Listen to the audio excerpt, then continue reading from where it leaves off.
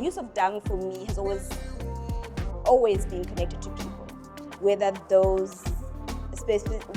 specifically I'm going into people's homes, sourcing that dung from the ancestors that belongs to that household. It doesn't belong to me. It belongs to many people, those that are living, those who will come after. It represents in terms of us being blacks as well, and also us being modernized. Like me choosing to represent the Calvin Klein brand as something that is very reminiscent for a lot of people. When you see it, oh, that is a Calvin Klein. Like you can relate to it, knowing that it's something that you've seen before. So you can see there are some staples. It's like how we choose to sometimes quick fix. Sure. We use certain shortcuts to quick fix our challenges that we face. So as we've been going through these hardships and everything, I've always been taking pictures of her. And this happens to be one of those pictures. These are plants. These are things we eat. Back home, I think it is the thing here as well. And as people are always undergoing treatment, cancer patients, as part of the side effects, they normally get anemic. So doctors would always advise us to feed her foods that are rich in iron. So me incorporating these plants now in the artworks becomes symbolic in a way that, so this is me giving back her flowers. You know how the saying goes. Yes. So the subject isn't necessarily about the animals that are here, but it was more about capturing the essence of my father's, or rather my parents' blanket. This is their blanket that they share together, in their marital bed. And so for me, if I'm thinking about blankets in connection to people, it was very important to me with artistic, creativity, capture the essence of that blanket. And that's why you're seeing this kind of subject matter in front of you. It could have looked like anything, could have been just these flowers, it could have been just anything really. But it was about the connectivity of the material and the connectivity of the blanket as an object, really, in association to people, and what blankets mean to people, and how they are objects of care and protection and shelter when we aren't always home. Sometimes we're not home, but if you're migrating, if you're moving somewhere, you might take that with you, and that reminds you of home, and it kind of functions the same way that a home does, as protection and care and a symbol of love. If that was something that was gifted to you, there's the act of gifting blankets culturally in Xhosa culture. When you're covered, during marriage, that first baby blanket that you get when you're a child and you outgrow, and then you get your first blanket, maybe in the case of my parents, this was a blanket that they chose together in that very specific stage of their life. And then that last piece that we see behind us, or behind me rather, that was kind of very symbolic of, you are covered by the earth when you are buried. You get that last blanket that covers your coffin, but you're also covered by the earth. And you also don't know what that blanket is going to look like. So I think it was very important, or it made sense, rather, let me say, to leave it blank. And I like the story of the different stages of your personal life evolution. You get married, you've got a blanket that covers you. yeah. As you say, you start with when you are born, you get a blanket to another stage of life. Yes. Yes. Yes, that white blanket with the red stripes. Wow. Mm. And when you come as a woman of age, you also get a blanket go to another home to start a new life, start a new family, you get a blanket. Then what does the blanket in your life represent in terms of those stages? Yeah. In my life, for me, I've gotten blankets from people that have cared about me. So I see it as a gift. I've seen it as an act of love, as an act of care, to have someone be like, "Here, I thought of you. Here's this blanket to keep you warm when you're cold, to think about me when I'm no longer there, but also to think about your own individuality, because I also think of the blanket as someone picked that because they were like, this would suit Ayanda, So the first blanket that I can remember at least being gifted was by my late grandfather, and to me, that was an act of care, of love. Yeah, that's what a blanket means to me. To think about people and the people that we love, the people that care about us. Yeah. I read also you're from Rhodes, and you Yeah. left with ingubo yase Rhodes Estanga. How was that like, and how was learning art and then ending up with a blanket that has become a subject? So the interesting thing about that, I want to kind of actually engage in that longubo. So my mother's no more, but she was also a graduate, or she would have graduated actually. Unfortunately, she never got to walk the stage, but she had already bought the robe. So when I graduated for the first time, I wore her robe. So I think that Longu was very layered to me, because I think of it as ours now. Sure. Yes. I'm sorry, can you repeat the other No, part of the I'm question? saying it is Yes. exactly that of Yeah. I need to know about ingubo yakho when you Yeah. left Rhodes, because and as you say that yes, I did the work, but ndanxiba ingubo kamama. Yeah. Tell us more about that. Um, it felt like we were both walking that stage. It felt like it was both of our achievements in that moment. But also it shows that for me specifically, I still associate ingubo of someone else as that person is there. I don't necessarily claim ownership. It's ours now. So it was really special for me to be able to have this moment be a shared moment in spirit. So this, I suppose, it comes back to the work that you have here. Maybe tell us more, because clay, udongo aludongo lwakho wedwa, ludongo lwethu. Yes. Please tell us more about this piece. This piece, as an homage, as an homage, or as a replica, or an interpretation rather, of an actual blanket that exists, that is currently still being used by my father. But Ulongwe also has the functionality of, what's the word that I'm looking for? It has the functionality of covering and also insulation, rather. So as a material, imitating the same kind of materiality of a blanket, or the functionality. If we could wrap this around us, I could imagine that it would also hold you, or it would cover you, or serve the same function of a house, or the way that like the plastering of the walls functions. And the use of dung for me has always been connected to people, whether specifically I'm going into people's homes, sourcing that dung from the ancestors that belongs to that household, or I am Kaya, I am sourcing the dung of that household, but you also have to engage in that dialogue of, I'm here because it doesn't belong to you only. You have to ask for that extraction of that material.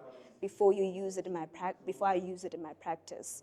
There's always an engagement of asking for permission when I'm using this material. It's an engagement of consent.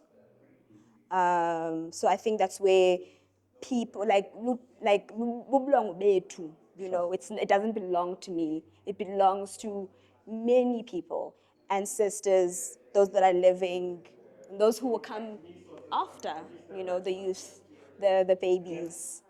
And in Yeah. the process of creating this work, where were you in terms of feeling? Were you feeling covered, close to family? Where were you in your headspace?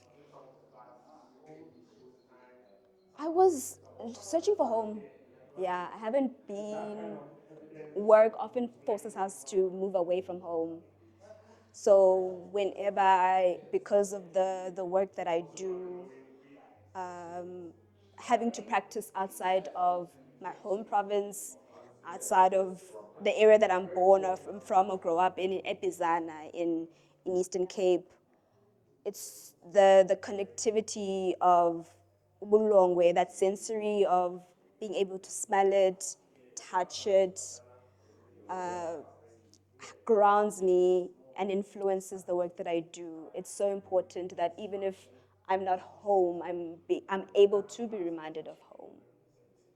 So you were the isiduko sakho ngumama Macele. Macele. Okay. So I know Amampondo comes from that region. Yes. So Olimpondo guys. Dilimpondo So kazi. you were the people of Oliver Tambo. Yes, exactly. And Mamuini. Yes. Madizela Mandela. Also from that. Okay. And then maybe if you take us through here, Yes. this is, you were saying, is the first blanket that you remember receiving. What else you remember about the smell of the blanket? Depending on how long you've left that blanket, it's that mothball. This is like that smell. It's similar to the material. It absorbs a lot. It absorbs your sweat. It absorbs your scent. So that's what I remember. Whatever fabric softener that might have been, whatever soap that was washing the blanket. If mekubasiwe endlini, wambatha lo ngubo umsi, like that smell of smoke lingers. So there's various like smells that I think of that are attached to the blanket, but it's very environmentally influenced.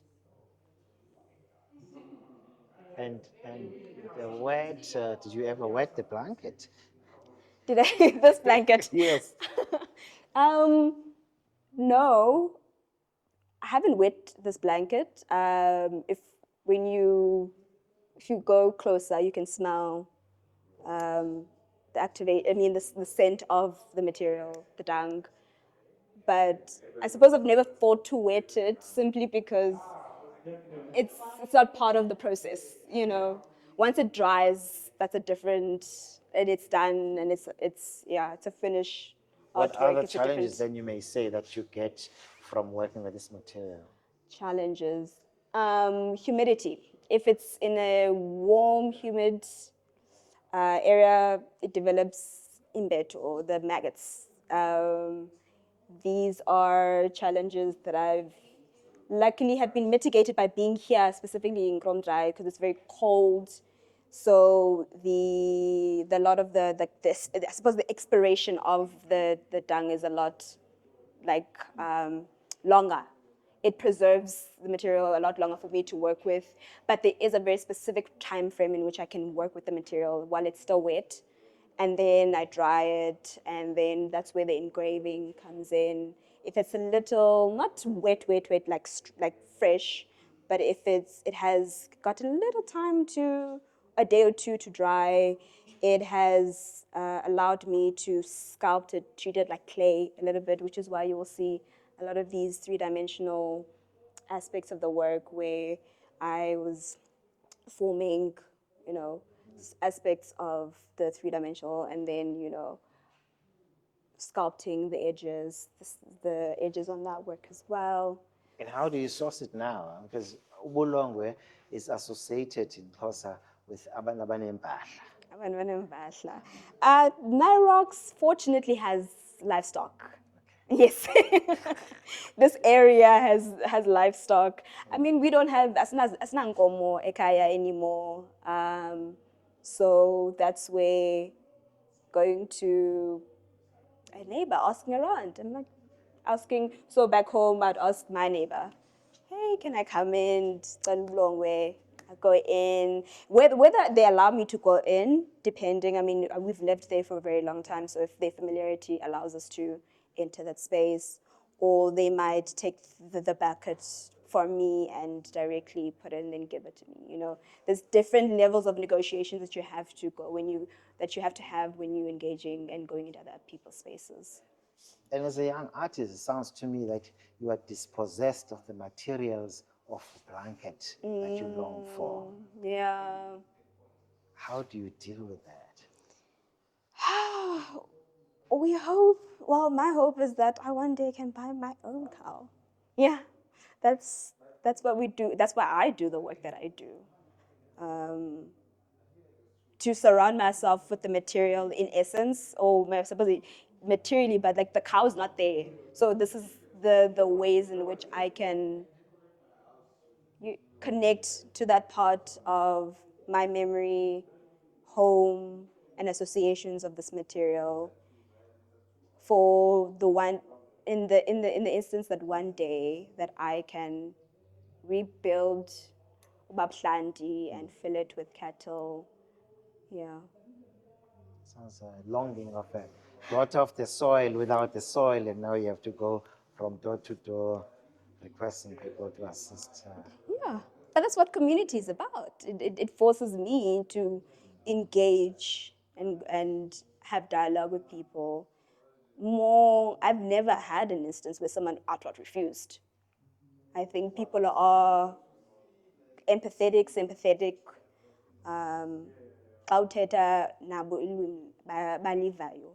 People are very open to engaging with you, even if they don't fully understand what art is, what this art thing. Maybe they see that you don't have nefarious intentions with this material. Sure, you know. So I think, in as much as I don't have the source straight, I would lose an aspect of having to speak to people. And if I'm speaking about community and how important this is to abenguni okanye abantu in general, then I would lose something if I'm not engaging with people, with the very people that I'm trying to connect to through this work that I do. And where are you taking this art from? And I take this art. Hopefully someone takes it home with them by the end of this exhibition. Otherwise, I'm taking it home back with me in Cape Town, to my studio. Yeah. Yolo, it's been awesome speaking to you. Thank you so much. I see you're not only the son of the soil, but you actually work with the soil. Yeah. Please take us through your work. Yeah, so like you said, I work with sand, practically sand sourced from different geographic areas. So I'm interested in the connection between the human body and then the soil that we work on. The soil being an element of the mundane, an element that isn't necessarily noticeable, but it also represents a witness of the lives that work on it every day. So it's more about like a testament of like a archiving history and memory in terms of the soil and then the kind of it and the way it's I mean, this is a different example. I'm interested in the cultural significance of the cloth textile in relation to the historical significance of the soil itself in relation to the human body. And what is the So it's like a merge. I'm merging the geographic place of the land with cultural. Like, so there's a piece that is from my heritage, where I come from, Ghana, which is the kente cloth. And me coming here in South Africa, That's yes, the one. this particular Let's piece. go to it. Let's go to it. This particular piece yes, has two elements that I'm interested in, which is the soil that I source from here, and then the fabric that I choose to represent the soil on. So this being a cloth that is tied to my heritage, being an Akan coming from Ghana, it's called a kente cloth. It's a cloth that is quite significant to my culture. And I choose to do this merge because I'm interested in the geographic planes of land, how land can be an essence of exploration, merging the different geographic planes that I source the sand in, bringing it, and then merging it on the fabric, which is also tied to a different cultural significance, tied to a different land and background. So it's basically marrying these two ideas to form one painting. And this brings it home in terms of like the symbols that you see here. So these are the Dinkra symbols. They are symbols that have heritage in my culture, in Akan. So this particular symbol is basically called Funtum Funum Denchem Funum Fum, which basically means conjoined crocodiles. So you can see there are two heads, two tails, but one stomach. So it basically represents diversity in unity, or unity in diversity, basically. Yes. So it's how two heads, like two different crocodile heads, they can each have meals, but it ends up in one stomach. But there's a contradiction. The contradiction lies in these two crocodiles both wanting to have the satisfaction of taste before it settles in the stomach. So the idea is not about to being full, yes, but who has tasted exactly. So that's where the diversity comes in, but the unity also comes in they sharing the same stomach. So it's more of how I interpret looking at diverse cultures and how certain decisions that we can make can affect us in whole, rather than us seeing it as I can benefit from it in an exclusive way. That's basically it being like the taste of it, but rather the implications of it affects us all. So it's like it's a brilliant idea. I mean, especially during the time in South Africa, as you exactly. know, of doesn't matter who is here, taxation happens to everyone who's Exactly. here and benefits the infrastructure that is here. So it's a very, very beautiful take. Yeah. So yeah, I think. And when you're talking about the soil and you're talking about the different geographic spaces, so do you use one soil in one piece, or do you Yeah. also So yeah, this is an interesting question. I like that. Yeah. So it might seem like it's one soil based of its unity and how it harmonizes on the canvas itself, but it is different soils coming together as one piece. So it's the fact that you can't tell which soil the is from number where? of soils that go into making a piece also says more about our humanity Sure. as well. How breaking us down to our core elements in terms of us being an extension of the land, an extension of the soil itself. That is what our human essence is. And just looking at us from the essence, you can't tell the difference between you and I. If you die, let's say, for instance, God forbid, you die, and then I die later on, and we all, what do you call it, decompose. You can't tell the difference between these two bodies, whether you were white, whether you were black. Sure. So it's a reminder of where we actually evolved from and where we might end up again. So is it your take that human conflict is based on taste rather than being full in the stomach? Exactly. I like that. I like the fact that you put it so clearly like that. Yeah. So yeah, it's not about who gets to taste it. It's more about Feeding. whether we both get satisfied. Yes, because we are basically conjoined crocodiles. No, that's it. Wow, that blows my mind. Thank you. Please take me to that piece.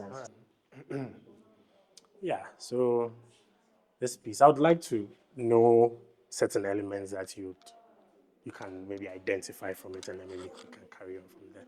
Look, I do identify the elements of Americanism. Try to identify the elements being mixing Americanism with whether it braiding and as well as the shell with of like I'm not African, I'm global. I think I think it says more. I agree with what you're saying, but I think the intent is basically freezing now. This is something that years to come people can see to us. Oh, this is how they dressed in this era. Sure. So it's more of like a testament to like for the future reference. Okay. Basically, because when you look at the Renaissance paintings like this, they painted people that were wearing clothes that was in that era. So this is something that looking forward, it could be a test of time frozen. Yes.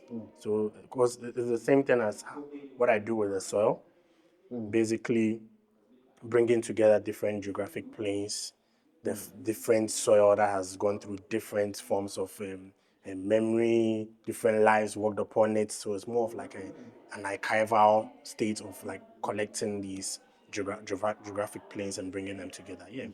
So the back that is turned is basically a sense of vulnerability. Looking at the other pieces, you get to have an intimate relationship with the person. But this is more of you imposing what you think it feels like to be an individual. Yeah, that's It's a very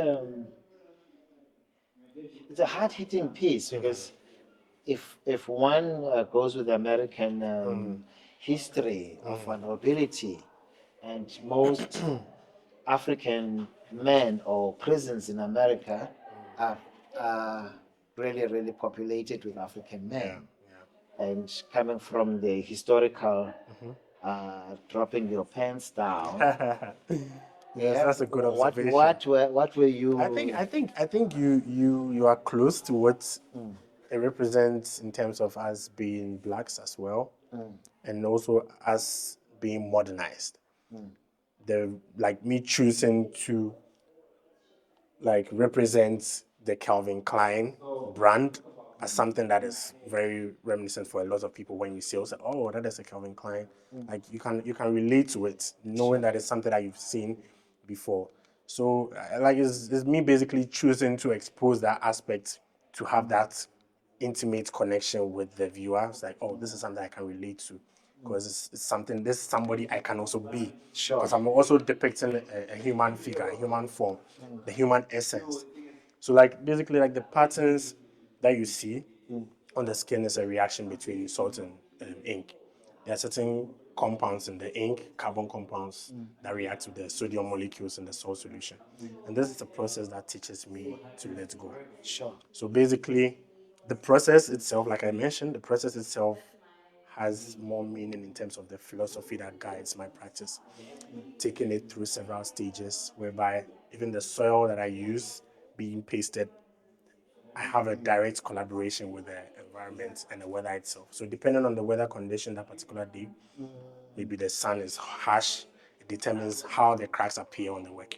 So it's a process that I choose to let the material. So it's also environmentally controlled. Exactly. Controlled while losing control. While losing, exactly. So basically, that is what I tie to it being like a representation of trauma scars. Okay. How these using an element of ink, like elements like ink, it being an element of permanence. Looking at it react in real time, knowing there's nothing you can do about it. There's nothing you can reverse. You can't reverse it. You can't erase it. And sticking with the mess and working around the mess. So basically, like a redefined way of us defining what trauma means to us, not necessarily glorifying what trauma is, but rather addressing how it affects us physically and psychologically. Even how we choose to identify ourselves and how others identify us. We are all made up of our traumas, but they are not necessarily visible on our skin. So I choose to make the opposite of it. Wearing it on the skin as a badge of honor, as a proof of an adversity overcome. Basically, the process of me dealing with the mess, because this is the stage that I almost always regret when the material is working on its own. Sure. And But you have it to puts me in a stay state where there to I have observe. to, yes, I have to just stay back and let the work do what it has to do. Okay.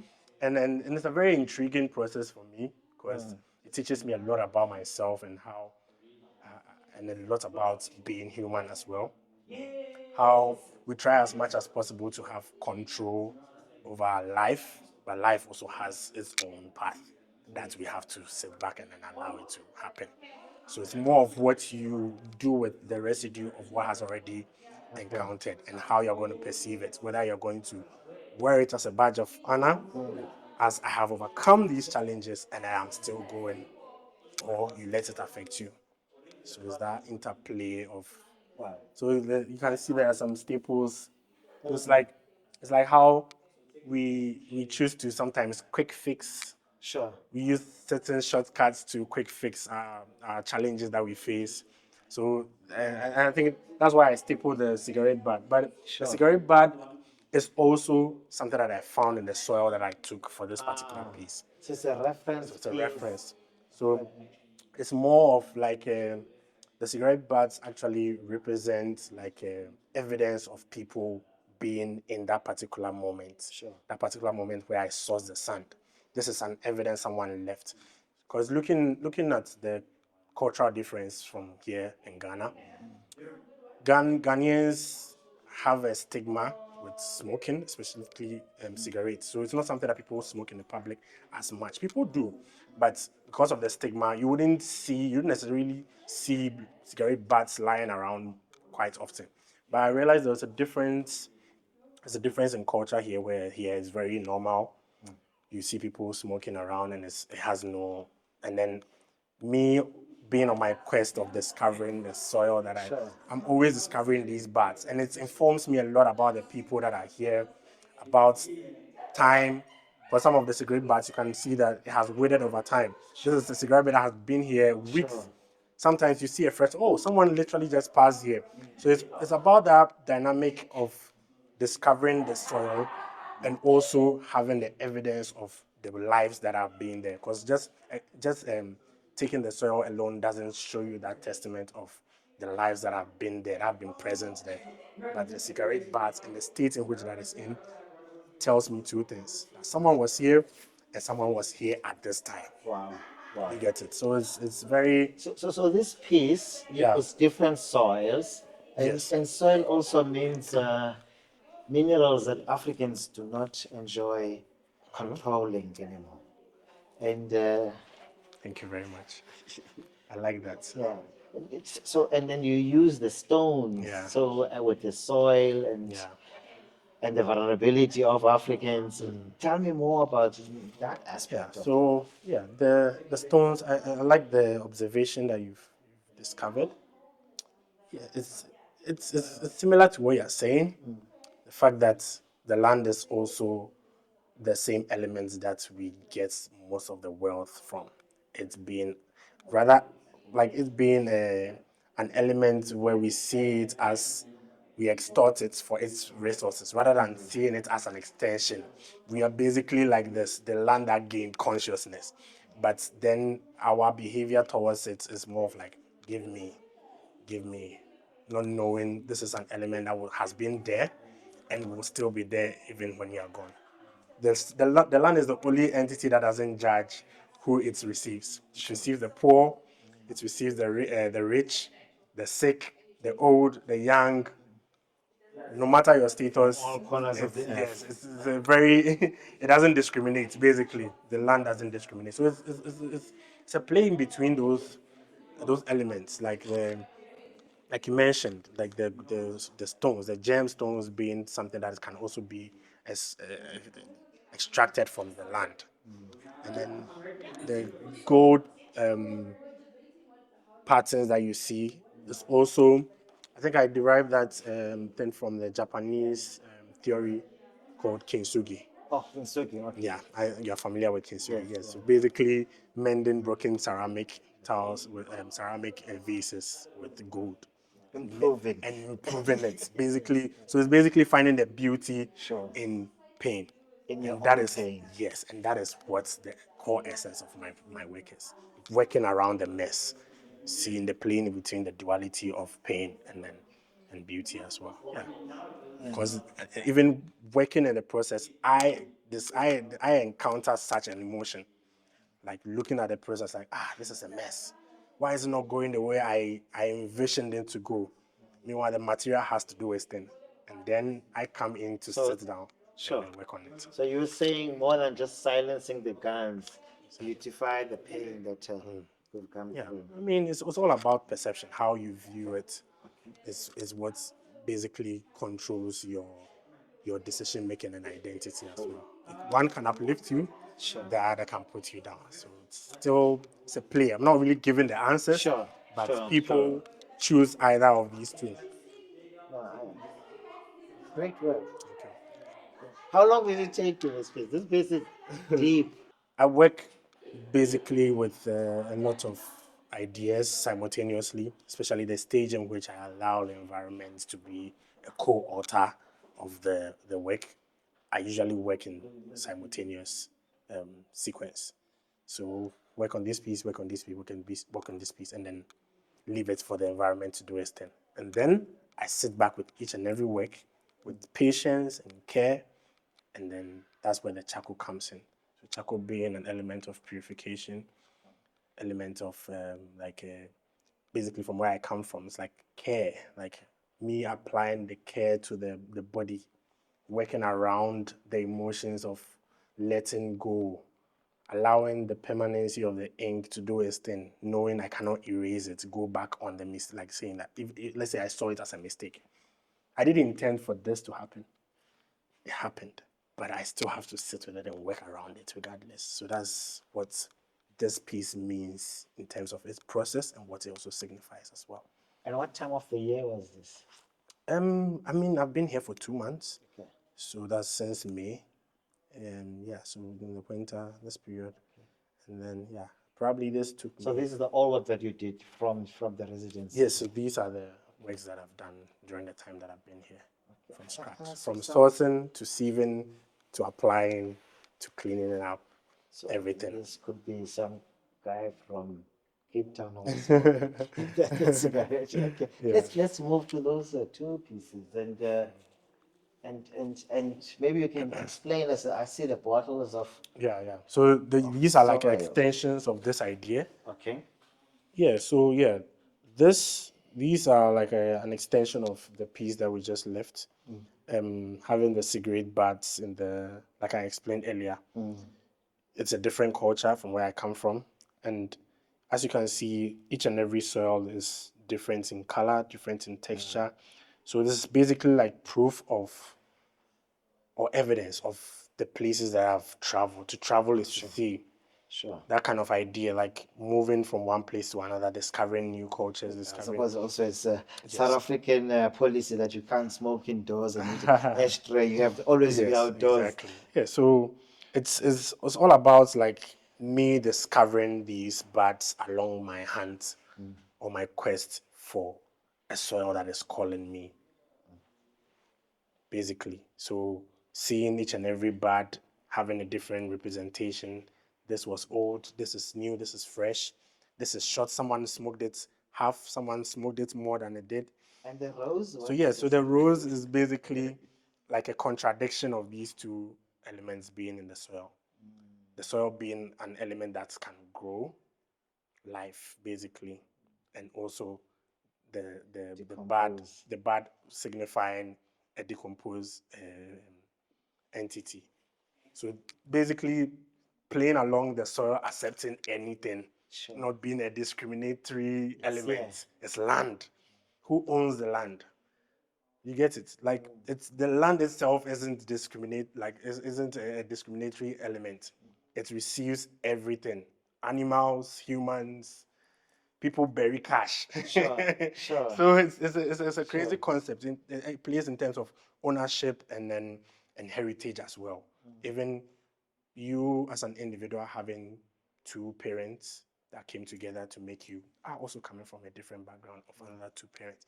So we are all an amalgamation of several lands coming together to form one. Sure. So at our core, we are one.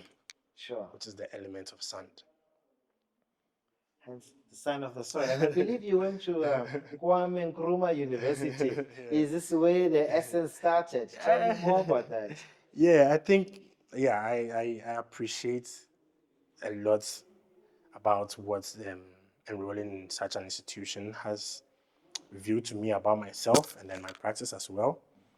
I think, yeah, I think Kwame Nkrumah University of Science and Technology, specifically Fine Arts Department, which is the Black Star Alliance community, is something that I appreciate a lot in terms of it being an incubatory institution that ushers you to see the world differently through your art. It's more of an experimentative. I think that's what got me into the experimentative nature with my artworks and my practice as well. It's having to challenge you to deconstruct what art was, in terms of what art has been imposed to you as an African. It's like an emancipatory form of indoctrination, basically. Seeing art from its core element, like from the ground up, from zero, and building it like from that. Yeah. So that's basically what I believe enrolling in such an institution has helped in terms of my reflection in my practice as well. So, yeah. Nana, thank you so much. Thank you And very thank you much. for joining us in BRICS Africa Channel. Trevor, welcome to BRICS Africa Channel. Thank you. I see you use beads in your art. Tell me about the choice of these materials that you use in your art. Yeah. So the beads are something I just got into exploring. They're not something I've always worked with. They are something I started using in my residency here in South Africa. But then I find them symbolic. What they represent back home in Uganda, how they are looked at, and what they represent and how they are understood here in South Africa. Yeah, so this greatly does influence why I got to use beads and how I get to relate them to my experiences, my mother, and yeah, the people back home. And what's the difference, or how are they used in back home? So waist beads back home, this is a tradition that's changing, but I could say something like 7 years back, beads back home were looked at as something very sacred, something very private, if they're normally worn by women. So they make waist beads out of them, and then women wear them, but they are somehow sexual. So they wouldn't get to expose them. These would be only reserved for maybe your partner. But then coming here in South Africa, one of my colleagues, Yolo, that we are with in residency, did share and mention that here they make traditional outfits out of them, and then these are outfits that are exposed. Like, so if you see the contradiction between the two cultures, and connecting them to my work and what they mean in my work is about documents my mom, and I have drawings done on medical receipts. These receipts belong to her. They are receipts we've acquired over a long period of time during her cancer treatment. Me having beads on these artworks, rather me getting to work around my mother. This is me going through these experiences with her, but also showing up, paying back. I can never pay the full price of it. Her taking care of me, the guidance, the protection, everything, the care. I can never pay that back, but now being with her throughout the process, this is me appreciating how the work she did and everything. So the beads in the work, it's like when you talk about mothers and the role they have in the lives of their children, you'd find that mothers do whatever it takes. Even if there is something private about their lives, but it would serve the children, whatever it takes. It is not hidden, they just let it out. So next year I'll be doing a solo show with Absa L'Atelier, and these works, the beads, working with the beads on the work is something that will be shown to my people back home with how they understand the beads and how they work. This will be me sharing my story of in reference to how mothers raise their children and how they do whatever it takes. I'm repeating myself, but I hope it makes sense. No, it does make Yeah. sense. You see beads in... That's why I asked you about the beads, because beads is also a form of not only sacred, but crowning. Yeah. In the Xhosa culture, men also wear beads. We have in South Africa one of the honorary things of being honored by the presidency or the president is isithwalandwe. One of the, how can I put it? Or maybe let me just say, in your academic life, you'll get a PhD. This is a promise that you will do good in society. Isithwalandwe is someone who's already done good. In academic life, it would be an honorary doctorate. Yeah. So I am intrigued by that it's not just only garments, but a certain beads signifies who can perform what function in society. So, but I like the health aspects. Maybe you can tell us more and walk us through your mother's relationship with health services. Yeah. So these receipts trace back to as far as 2008, not these particular ones, but the ones I've always worked with, because this is a project I started last year, and it's the work from this body that won me the Absa L'Atelier Award. So if you look at this, I think it comes from 2021. There is a date. Some of the information is blocked, but this comes from 2021. As you can see, this comes from 2011. Yeah. So. So you've been working on this body of work Since last year. Wow. Yeah, but then the receipts have accumulated over time. Sure. Yeah. So she wanted to dispose them off at some point. She had been keeping them for medical history. You know, when you move from a hospital to another hospital, you have to give them this, how things have been happening. So, as you can see on these works, I have embroidery, and then the things I've embroidered are plants, and they are not random plants. This is red amaranthus. This is green amaranthus. These are plants. These are things we eat. Back home, I think it is the thing here as well. And as people are always undergoing treatment, cancer patients, as part of the side effects, they normally get anemic. So doctors would always advise us to feed her foods that are rich in iron. So me incorporating these plants now in the artworks becomes symbolic in a way that the care I would give my mother is in a form, in some way or the other, giving her her flowers, appreciating her. So these are plants, these are vegetables, but whenever I look at them, it's flowers that I see. So this is me giving back her flowers. You know how the saying goes. Yes, yes. And as I give her flowers, it becomes both literal and metaphorical. So it's metaphoric that it appears in the work. I'm giving her flowers through the work, sharing her story, but it's also literal through the care I give her. You get? Yeah.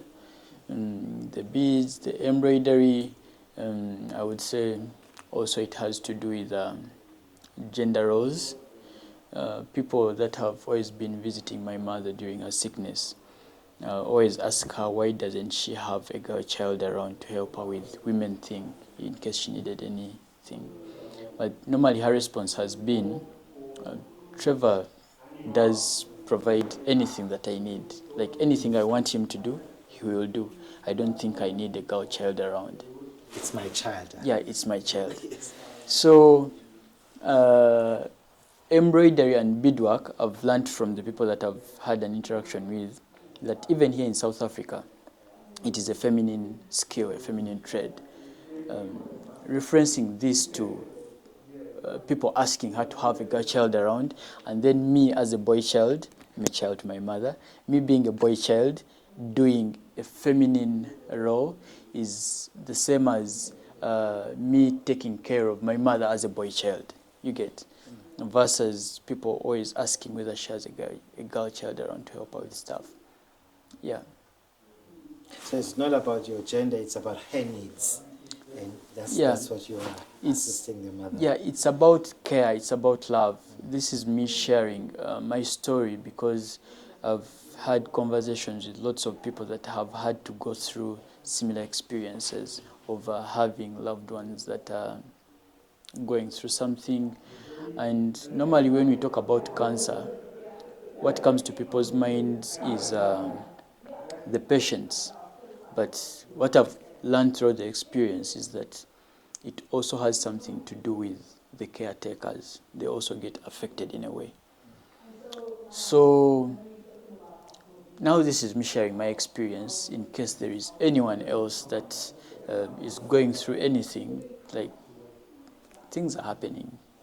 You just have to be with this person, go through whatever is happening with them, like trigger a sense of community and communion and togetherness. Yeah.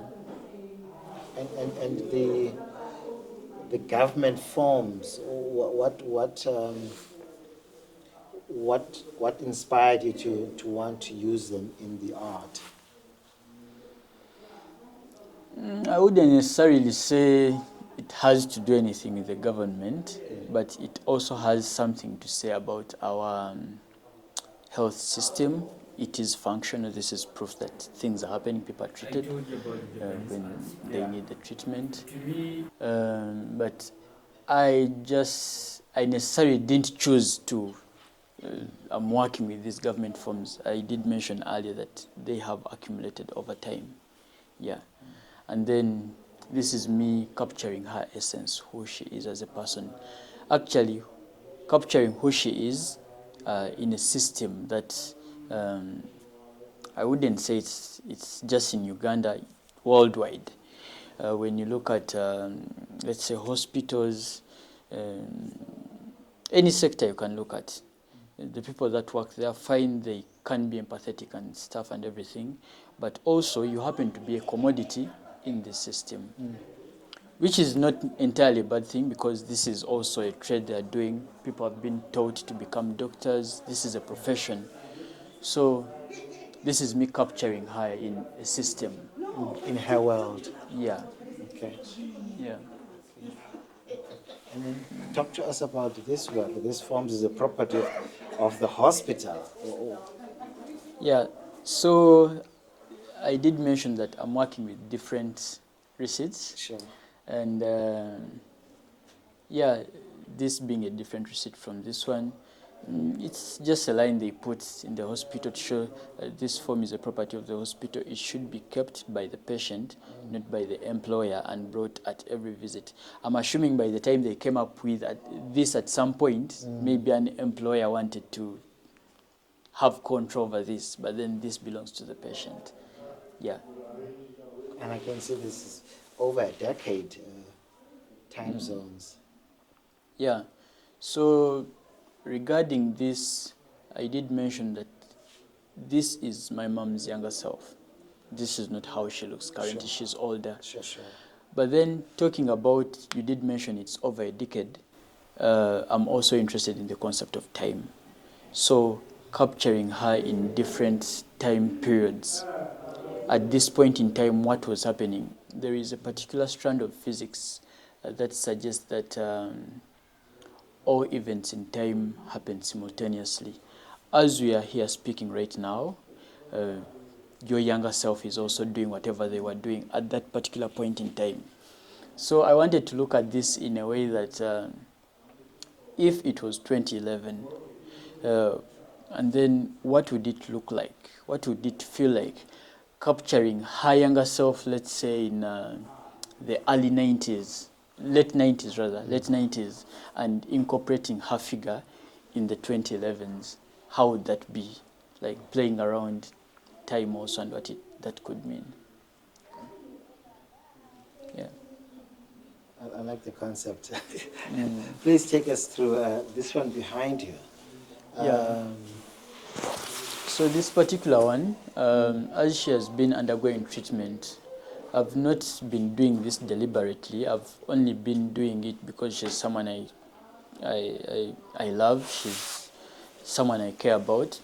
So as we've been going through these hardships and everything, I've always been taking pictures of her. And this happens to be one of those pictures. So I've had lots of comments, and they don't come in a bad way. They come from an empathetic point of view that, this is very emotional, this is very sad. But they don't mean it in a way that they can't look at it. It is just sad for them. So how I ended up doing this piece, I'm also to some extent inspired by the Japanese art of kintsugi, where they create beautiful pottery pieces from broken pieces. So they collect them and then put them back together. But as they do this, they don't hide the cracks. The cracks remain visible, but then the piece is still beautiful, regardless of the cracks. So this is the thing with this piece. Her being in the hospital with a cannula, lying on the bed, facing the other side, would be something someone would call sad. But in the end, I would say this is a beautiful piece.